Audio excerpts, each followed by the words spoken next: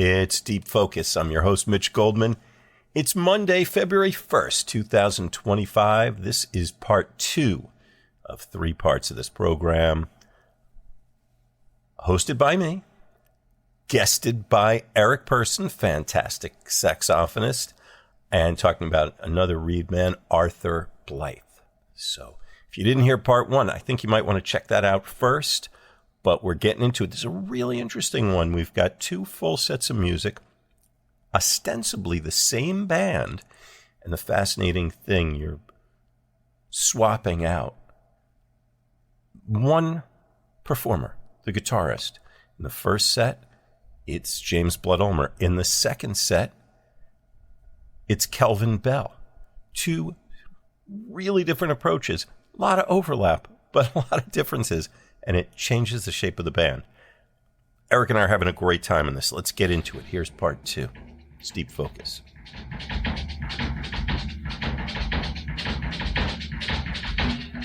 It's February 2025. If you're listening to us live here on WKCR, it's Deep Focus. Eric Person's here with me. I'm your host, Mitch Goldman. And the Deep Focus tonight is on Arthur Blythe, and specifically Arthur Blythe's quintet. And it's 1980. We're at the Public Theater here in New York City. And running it down one more time real quick. Bob Stewart tuba, James Blood Ulmer guitar, Abdul Wadud cello, Bobby Battle drums. And I kind of feel like this, sometimes it feels like it's the leader with a bunch of cats. Mm-hmm. This band is just an indestructible geometric force. Mm. It's just this indestructible object, and we're having a great time listening to it. Yeah, definitely. Okay, all right. So let's jump back in, shall we? Yeah. All right. What else is grabbing your ear in this, Eric? I mean, what I am struck with is how emphatic Arthur's playing. Yeah. Like he's really, I mean, I know that feeling. Like when you really are like pushing it because you're happy with the band, you're probably happy with the venue, you might be getting paid well, and then it just brings it helps to bring the music to another level. Yeah. And that's very much a factor, I think, and there's something irreplaceable about playing a nightclub in New York City, but this is a proper theater. Yeah. I'm sure they got, real sound check. They had a professional crew. They had a big stage. Yeah, big stage, yeah. And who knows? Maybe they had an extra day there. Yeah. You know, that this gig might have been 2 days. It was. Actually, this is the first of 2 nights. Oh, wow. Okay, so let's say they got there a day before, had a little time to rest up, eat well, chill out. Yeah, I think so. 2 days at the same location. It's a blessing. Arthur Blythe Quintet and Deep Focus on WKCR.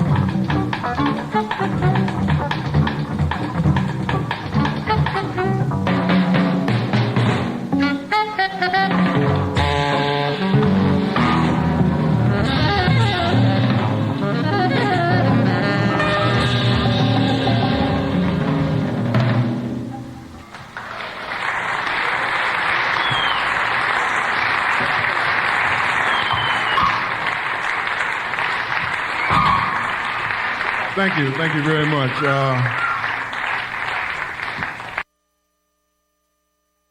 That concludes our set for tonight, except for one more piece. And before that last piece, I would like to introduce the members of the quintet to everyone. And that last piece will be a solo piece that I'll play entitled My Son Ra. And the members of the quintet are in non-alphabetical order. James Blood Armour on guitar.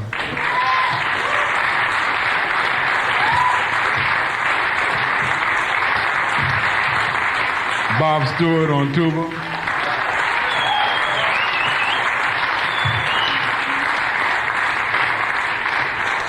Bobby Battle on drums.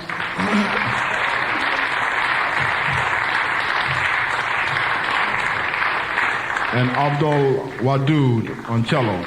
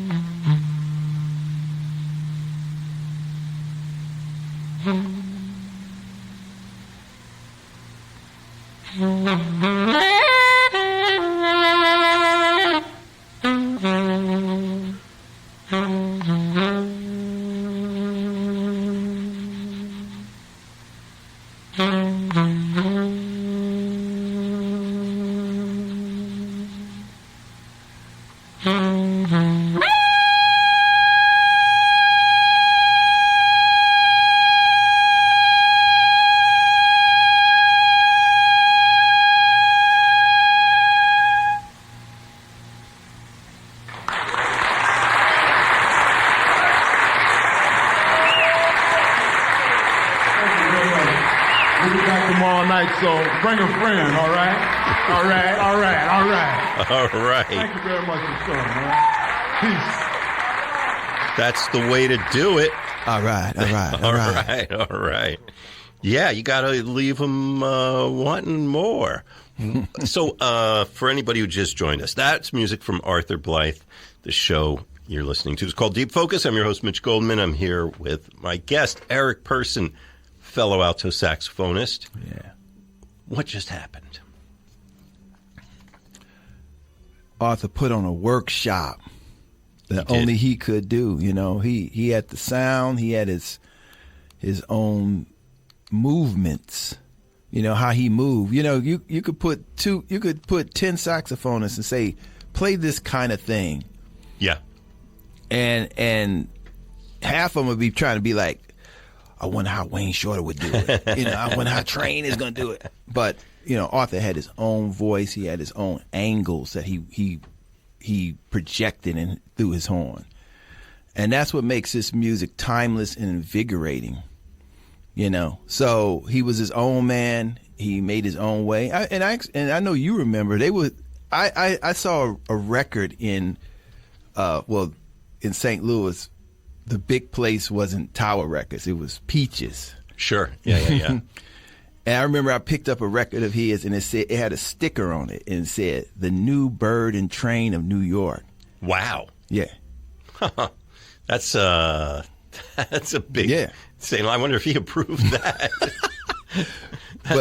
That's quite a thing to say. But it is. But the funny thing about all that kind of stuff, it made me more hungry for New York. Yeah. Because you was like, oh, man. That's where it's happening. A new Bird and Train is happening now in my, generation. Whatever. Yeah.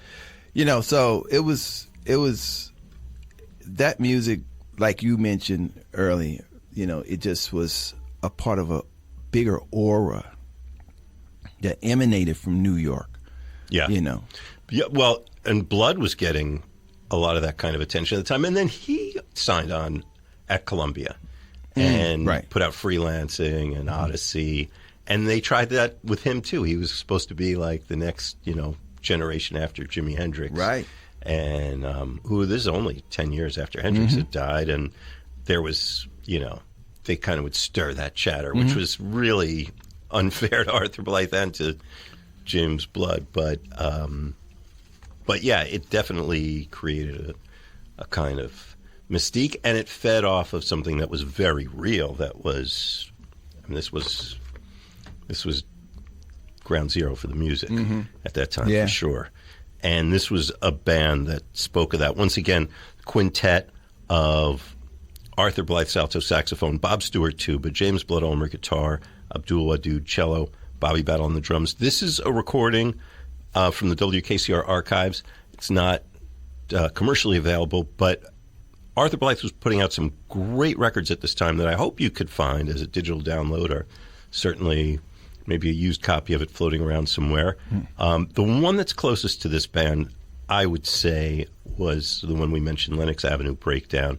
Great thing to have in your collection. It did come out later on CD, and I don't know if it's current in their catalog or not. Hopefully it is. I'm going to check something now. I won't say something right now. I want to just check, and then I'll make mention of it after when we take another break. Oh, okay. All right. Yeah. That's also, this is a great band. That's also a great band. James Blood Ulmer's on both. Lenox Avenue Breakdown has Jack DeJohnette and James Newton, and you'll hear this kind of concept. This came out about a year before this, and yeah, all these musicians, great stuff you should have in your collection. I mean, the music took these different turns in New York. Like you had the loft scene for a number of years, and then you saw certain clubs have a big influence on germinating music. Like Sweet Basil. A lot of these guys would play there, but they couldn't play at the Blue Note or whatever, Right, yeah. So the Blue Note wasn't around yet then. But anyway, keep going. Well, actually, yeah, you're right. I mean, it came in, I think, 83. But yeah. No, you're right, though. But yeah, so anyway, so it's interesting to see how the music kind of moved every so many years, and these venues would be kind of at the center of helping the music have some music come out of it, flower into something, and then get dispersed in Europe, through tours and everything, And Sweet Basil's was one of those venues like that. I saw the David Murray Octet and his different groups there, and I saw Arthur there. And I was actually thinking of another venue. I saw a gig that I saw before you joined the Decoding Society, I think, that was Ronald Shannon Jackson, Decoding Society, and Arthur Blythe, with more or less this band at the Village Gate. Oh, okay. Which was a great venue for that. And I did find a recording of Arthur Blythe playing there. They used to have Monday night salsa meets jazz. And Arthur Blythe did that gig one week. Which venue was that? The Village Gate, which is now Le Poisson Rouge. Let me ask you an off-the-wall question. Do you see any overlap between the band we've been listening to and the Decoding Society?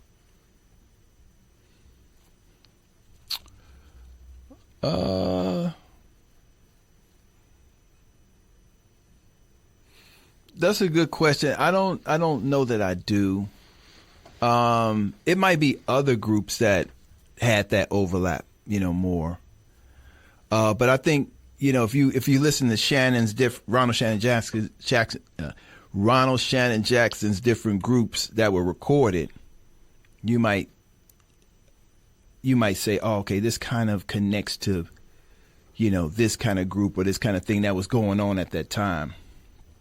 I don't know if this band does that, in my thinking. You might have a different... I'm thinking about the notion of composition and what the individual musicians are contributing and kind of role-playing, sort of independent of what the instrument might be. And there's this room for whatever the individual's bringing to it. And, what the leader is setting up and what they're allowing to happen. Just kind of from that sort of concept. I mean, Arnett played alto. Arthur played alto. They're in me. They're, my sound on some level, That's a very apt comparison to Ornette, for sure. Especially, and Blood Ulmer being the obvious link between the two, too. Yeah. Not to mention just that idea of, actually, a bunch of different ways, having an electric guitar against an instrument like a cello or, Ornette certainly did things along that line for sure. Yeah, yeah. Interesting. We'll think more about that. We'll think more about that. Okay, so that's a recording we've been listening to from New York from 1980. And if you've been listening from the beginning of the show, you might have heard me sort of blow the headline of what we're heading into, because I did give the information for this other gig, this other show, this other recording that we're going to hear. And I kind of spilled the beans a little bit. But it's 2 years and change later. So now we're moving on to Cologne, West Germany. And this was the Jazz House Festival at the Musikhochschule, music school that's still there in Cologne. And again, it's billed as the Arthur Blythe Quintet. Again, we've got Abdul Wadud on cello, Bob Stewart playing tuba, and Bobby Battle on the drums. Different musician in the guitar chair, and he would be the guitarist in this band for the rest of its duration. And Eric, I'm going to let you introduce that person, because it's another person that has been part of your musical universe. Okay, so this recording that we're going to play is at the Public Theater. Oh, before we do that, we have that interview. Should we play the interview, or should we save the interview? Let's save it. We're going to save the interview. Okay, I like it. Yeah. So this Arthur Blythe Quintet performance is at the Public Theater New York City, 1980. Actually, they don't. No, this one is at. We're moving on to. Oh, I'm Cologne. sorry. Yeah. Haha. Okay, so yeah, we've made a few errors. We'll fix it in post. Yeah. Yeah. So anyway, No, but I introduced everybody except the guitarist. yes, Kelvin Bell on guitar. Yes. So this is, to my mind, a major change of the sound of this band. Yes. And both fantastic guitar players, each with his own language, moving from James Blood Ulmer, who kind of created this role in this band, to Kelvin Bell, who kind of recreated the guitar role in the band, or almost kind of just came in with his own thing and just started fresh. Yeah. I mean, it's really, I wouldn't advise somebody to have another player on the same instrument come into the band. You say, do exactly what he did. Not good. No. And especially if that first guy is James Blood Ulmer. Yeah. So no one sounds like him. Yeah. And and we'll notice the comparisons, and we'll. I'm sorry, not the comparisons, the differences, and we'll talk about that. But there is a different conceptual approach to the same music. Yeah. You know. Yeah, it's really interesting hearing this, and I could say I said that nobody sounds like James Blood Ulmer. I've never heard anybody play the way Kelvin Bell plays in this band either. Mm-hmm. He's really got his own sound. Shall we do it? Yes. The show's called Deep Focus. I'm your host, Mitch Goldman. Eric Person, my guest, and our focus is on the ebullient, sensational Arthur Blythe and this magical quintet that he was leading at this time in the early 80s, and it's November 1982. We are in Köln, Deutschland. It's WKCR.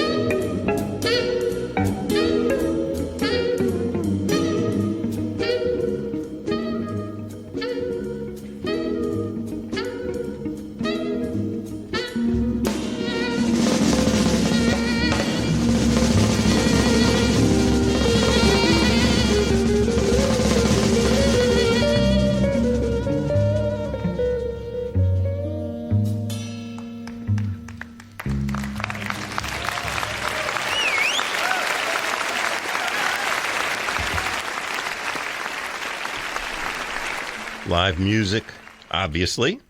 Very enthusiastic crowd for Arthur Blythe in Cologne. Köln. You and I have been there. Yes. Eric Person here in the studio with me. I'm your host, Mitch Goldman, and the show's called Deep Focus. And it's getting deep. Is it getting deep? It's getting cool. It's getting cool. Getting cool, baby.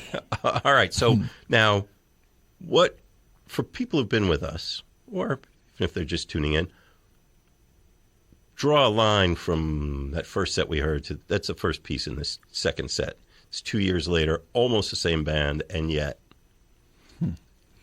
Well, I mean, we've been talking off the mic about how radically different the two approaches of these bands were, even though they only had one personnel change. So this tune here, which is called Faceless Woman, I think because it's so radically different, I think Arthur said, I want to change it up.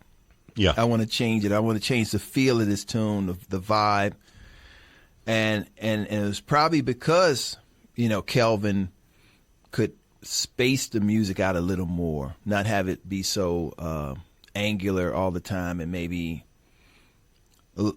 I was calling it more cool jazz in a sense for this tune. But, if you feel comfortable with a certain tune going to a certain place, then you're going to let it, So I think somewhere along the way, they decided to change up the feel on this tune because it's so radically different. Well, I think, in fairness, filling in the blanks that we can. So the sound of that band, I mean, Blood Ulmer's sound in that last set we heard it's inescapable. I mean, his ideas and the things he's bringing are so distinctive, and it's a big part of what created that band, I think, in my book. And he's the only person on that set who was on that album that we were referring to, Lenox Avenue Breakdown, that was so distinctive sounding in itself. But Blood, by this time, 2 years later, he's put out at least one, maybe two albums on Columbia, major label. He's leading his own bands. He's getting headline attention and media. So I would imagine he's probably not available to do sideman gigs at this point. Yeah. And Arthur Blythe goes out wants a guitar player. And I don't know, it's an interesting story. I would love to know how he landed with Kelvin, who's a really interesting, super different choice. And let me hear through your ears a little bit of. No, I mean, I think you covered, and I mean, I think there's a number of reasons why there was probably a change in the guitar chair, and in the ones you just mentioned, with Blood, his thing taking off in a sense. He probably just wasn't available, or probably just say, "Hey, man, I want to do my own thing," or whatever, And Kelvin's a young player. He's years younger than Blood Ulmer was. What do we know about his background and where he comes from? And I mean, he's from St. Louis, like myself, and seemed to always have an interest in the quote unquote avant-garde and funk, funk rhythms. At this same time, he's also playing, and this might not be the first guess you would make if you didn't know. He's in this band with Arthur Blythe. He's also playing with Defunct, which is a New York downtown punk funk institution. Yeah. Both bands I loved and heard many times. Yeah, but very different, and yet there's definitely consistency in his playing. And he's also clearly got some foundational, education and chords. And I mean, he knew his instrument. Yeah. Go ahead. I mean, I would say, for this kind of, this was, sometimes you get on gigs and you be like, I had to make this one fit, it wasn't my thing in a sense. And then other gigs, you just be like, man, that felt like some well-worn shoes. You Yeah, know, yeah. It just feels like you. It feels your concept fills it up in the way that it complements what you're doing, and you fit in perfectly. You know, so I think that's what this gig was for Calvin. He definitely made it his gig. I mean, and you've still got, it's really interesting. You know, you can, on either of these sets, you can, in your mind, there's clearly a group sound. There is a real sound to the ensemble, but you can also, in your mind, pull out any one instrument, and you're going to hear something unique that might or might not fit with what you think that the group is doing. You know, it's really interesting. Listen to, here's what Bobby Battle's doing on drums. Here's what Abdul Wadud is doing on cello. There was that part you and I were talking off mic where he just sounded like a whole string section. Right, exactly. He's playing this beautiful. He sounded like a string quartet, actually. Yeah, playing this obligato behind the solo. And there's a real richness to it. And I would say the same about Kelvin Bell's playing, too. He's, you know, pull that out in your head, and he's going to surprise you almost more when he's not soloing. He's bringing a lot of movement and ideas. Yeah. Yeah, I mean it's a solid group. Both of the groups are interesting. So different. So completely different. Well, let's hear what the other songs have Let's to hear offer. what the other songs are. Okay, we've got it's funny, Illusions. Wasn't that was also, I think, a defunct title too. Different song. But that was one of Arthur's records too. Yes, yeah. Title track. And the Lower Nile. I think it's in the Lower Nile. You hear Arthur saying, no tape recorders, no tape recorders. I don't think he's talking about the recording we are listening to, which was definitely approved and properly engineered and everything. It must have been somebody in the audience has a tape recorder, and they're sitting there listening. Yep, exactly. And this show is in a proper hall in a music school. School's still there. It's a well-regarded music school. It's called the Musikhochschule, I think, Music College, Cologne, Köln, and it's the Jazz House Festival, Kölner Jazz House Festival. And, this is a well-known school in Germany. I think Karl-Heinz Stockhausen had been one of the professors there, and a lot of other very well-respected. Very distinguished. It's very well-established, kind of downtown near the Rhine River in Köln. And we'll save our stories of our merry adventures there for another time. No doubt.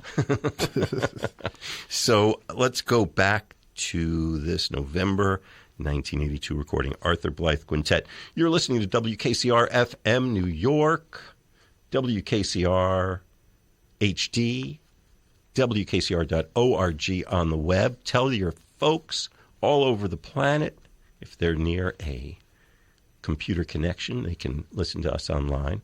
And here in New York, of course, we're 89.9 FM. This program, Deep Focus, you can listen to anytime you want. Pull that phone out of your pocket, pull out your podcasting app, and look up Deep Focus. You'll see from my company, Small Media Large. And 400, did you say? Coming up on 400 episodes. I think we're in the 380s. So we'll hit 400 this year for sure in the next couple months. And going back to, I'm going to give you another one. Maybe there's some hardcore Deep Focus fans, and the hosting site is mitchgoldman.podbean.com, or you can just listen on your podcasting app on your phone. But if you want to search for those 400, among those 400 episodes, like let's say people are listening to Eric Person and say, Eric Person did a show about Dexter Gordon on his 100th birthday anniversary. I want to hear that. Or they say, Eric Person did a show about McCoy Tyner. I want to hear that on Deep Focus. Here's what you do. All right, you go to my personal website, mitchgoldman.com, and you can see all the things that I do when I'm not doing radio. I don't get paid for this, but you can see some of my other work there. But more importantly, pull down the About Deep Focus tab at mitchgoldman.com. and there's a little paragraph about the show, and there's a search bar, a Google search bar, and enter, say, Eric Person, or, say, Vernon Reid, who Eric played with in a band of, say, Ronald Shannon Jackson. Yeah. And anything that these folks have done on the show, you'll see will come up, and you can listen to them and see when... so it's a way to search among those hundreds of shows. So MitchGoldman.com, and then go to About Deep Focus. Very good. Little bonus info for you. Yeah. All right, so here we are in Cologne, November 1982. Arthur Blythe Quintet, Deep Focus on WKCR. And Eric, I'm curious, did you and Kelvin know one another in St. Louis? No. Did you have people in common? Actually, no. I mean, I'm younger than him. I mean, although I hung with guys of all ages, but no, I didn't know Kelvin. And how about that? Yeah, I mean, I was whoop. Whoop. Yeah. I mean, I was actually playing every Saturday with a group, and we were getting around. The James Matthews Quartet was the band, and that was where a lot of my attention was going to. But I was also hanging with Big Joe Charles. He was a great drummer who introduced me to playing duo with on drums and saxophone duo. And then Jimmy Sherrod, he's a fantastic tenor player and composer. So I just kept a different circle, but we could have easily bumped into each other at some point, but it just didn't happen. It happened at the time it was supposed to after. There you go. Or right before I came to New York. All right. Well, we are, let's go to Cologne. Illusions, right? Yes. Illusions. This is what we do. On Deep Focus, I invite a guest, and guest chooses a topic, and I find live unreleased recordings of whoever the guest chooses in the WKCR archives. And yeah, tonight we are listening to Arthur Blythe with Eric Person. Just having a great time with this. I hope you are too. If you are, tell somebody. Cannot begin to tell you what a difference it makes. And we just want people to know about this show and have an opportunity to have the pleasure you're having. Doesn't cost nothing. We don't collect any money from anybody or even any information or even an email address or anything. We're just giving it all away. So we do ask if you are having a good time with it. Well, you could click on the 5 stars or the like button or the thumbs up, or really love it if you give a little write anything. 3 words, 3 little words, anything you want, or a little review or whatever. But just word of mouth makes such a difference. And I want to hear from you. I want to hear what your experience is with this show. You can email us at deepfocuspodcast. No, wrong, X. deepfocusnow@gmail.com. That's the email address, deepfocusnow@gmail.com. And come on back for part 3. You just listened to part 2. You go back to part 1 if you want. You could go find some of the other great shows that we've had of Deep Focus with Eric Person as the guest. There's a bunch of them. You can go to our hosting site and search for Eric Person's name, which is mitchgoldman.podbean.com. Blah, blah, blah, blah, blah, blah, blah, blah, blah, blah. All right. So glad you are with us. I'll see you over at part 3.